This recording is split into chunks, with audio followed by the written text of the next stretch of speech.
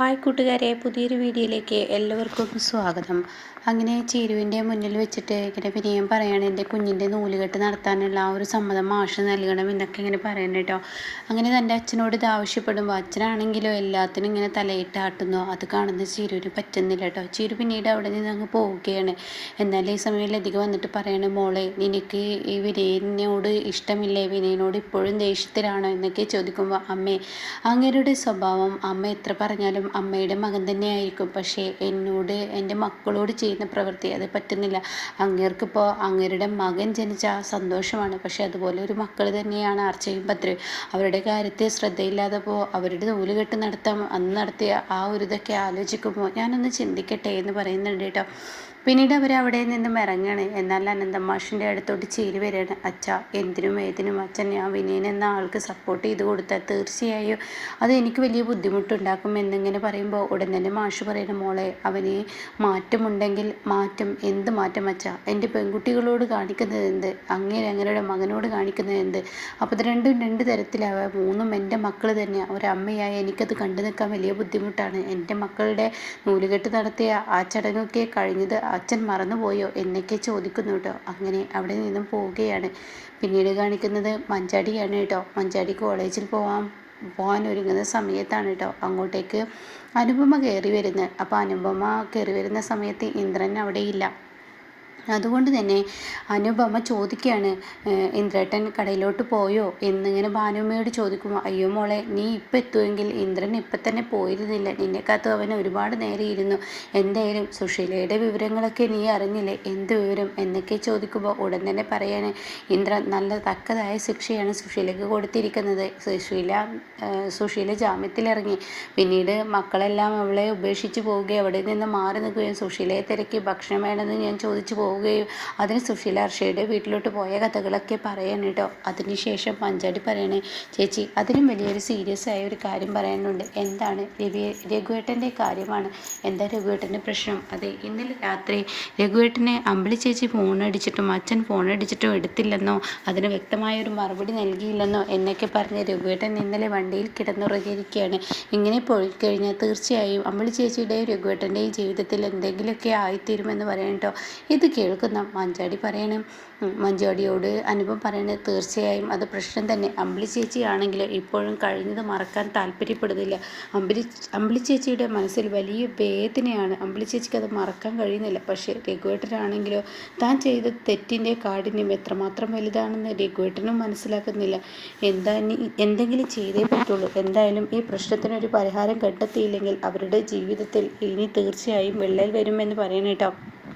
അങ്ങനെ അനുപം പറയണേ, എന്തായാലും ഞാൻ കുറച്ച് നേരം കഴിയട്ടെ, ഇന്ദ്രേട്ടനൊന്നങ്ങ് വന്നോട്ടെ, ചില കാര്യത്തിൽ എനിക്കൊരു തീരുമാനം എടുക്കാനുണ്ടല്ലോ, അതുകൊണ്ട് ഇനി എന്തായാലും അങ്ങനെ അങ്ങ് വിട്ടാൽ ശരിയാവില്ല എന്ന് പറയുന്നുണ്ട് കേട്ടോ.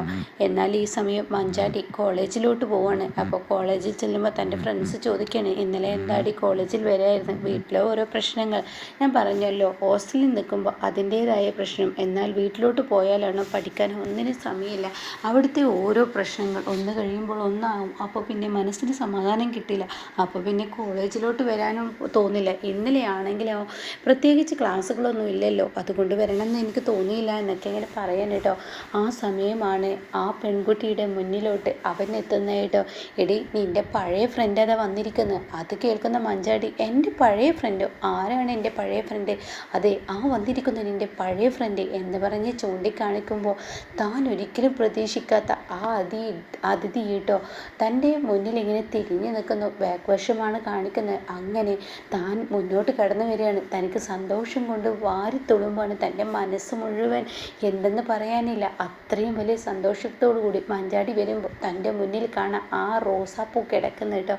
അങ്ങനെ മഞ്ചാടി തൻ്റെ പ്രാണനെ കിട്ടിയ ആ സന്തോഷമുണ്ടല്ലോ, തൻ്റെ മനസ്സ് പങ്കുവെച്ച ആ ഒരു സന്തോഷമുണ്ടല്ലോ, അത് പറയാൻ വാക്കുകളില്ല.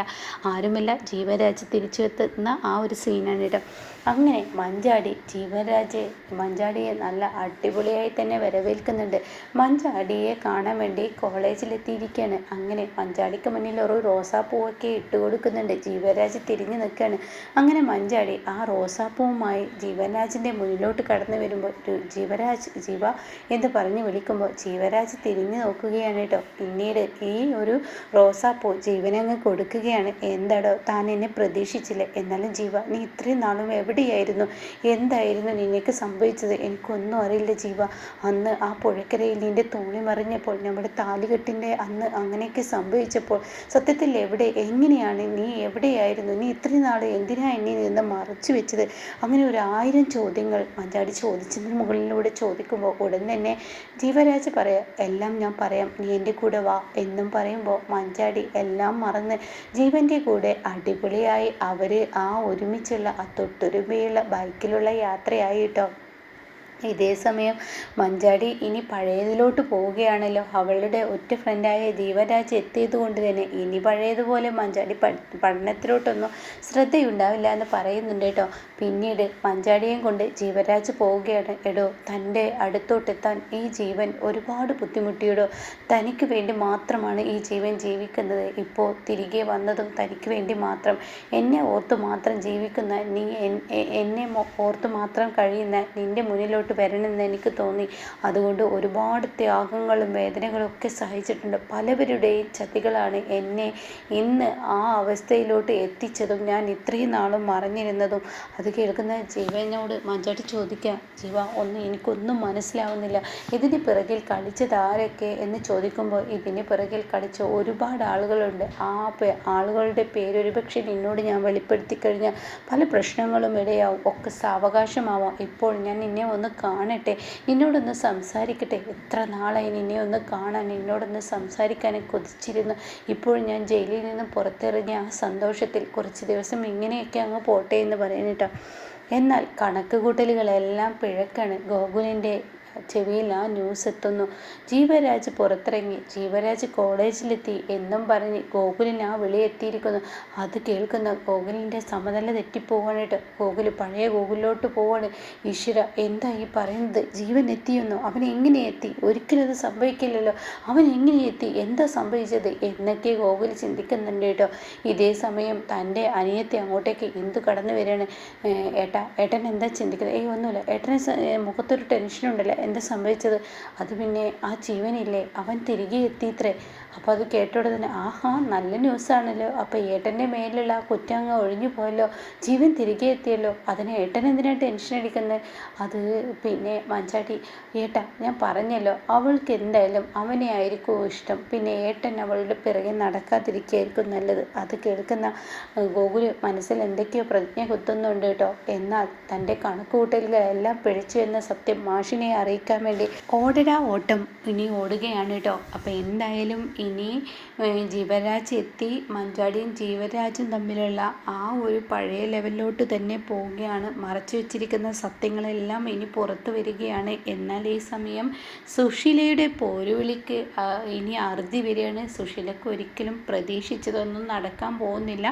അനുപമ വീണ്ടും പഞ്ചരത്നത്തിലോട്ട് കയറിപ്പോകുന്ന ആ സീനൊക്കെയാണ് കേട്ടോ നമുക്ക് മുന്നിൽ കാണാനിരിക്കുന്നത്.